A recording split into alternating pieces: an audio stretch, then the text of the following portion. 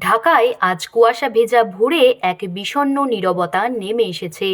দীর্ঘ লড়াই আর রাজনীতির উত্তাল সমুদ্র পাড়ি দিয়ে আজ তিনি চিরতরে শান্ত।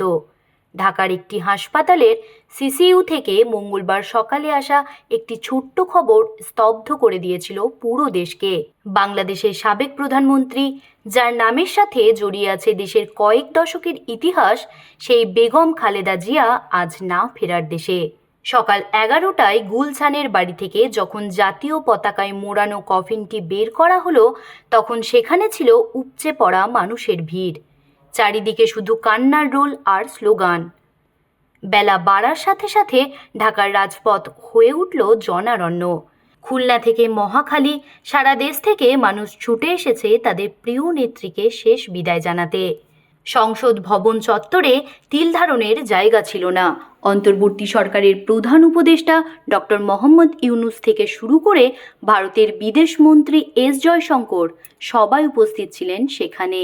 এমনকি পশ্চিমবঙ্গের মুখ্যমন্ত্রী মমতা বন্দ্যোপাধ্যায় এবং ভারতের প্রধানমন্ত্রী নরেন্দ্র মোদীও জানিয়েছেন গভীর শোক।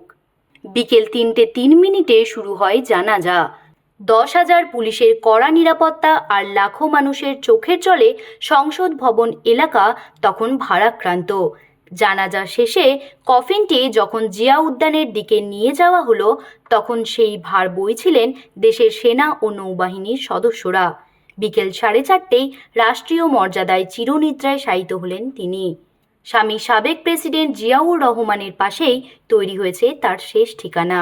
80 বছরের দীর্ঘ এক জীবনের অবসান হলো জনারণ্যের মাঝেই। টানা 3 দিনের রাষ্ট্রীয় শোক ঘোষণা করেছে সরকার। আজ বুধবার সরকারি ছুটি। বাংলাদেশের রাজনীতির এক উজ্জ্বল নক্ষত্র নিভে গেল ঠিকই, কিন্তু রেখে গেলেন এক দীর্ঘ রাজনৈতিক উত্তরাধিকার। জ্যোতি সরকারের রিপোর্ট, হেডলাইন্স, কলকাতা। আনন্দ আর ভালোবাসার দীপ্তিতে গড়া সমুজ্জ্বল পরমা, ঠিক তোমারই মতো। শ্যাম সুন্দর কোম্পানি জুয়েলার্স, আগরতলা, উদয়পুর, ধর্মনগর, কলকাতা।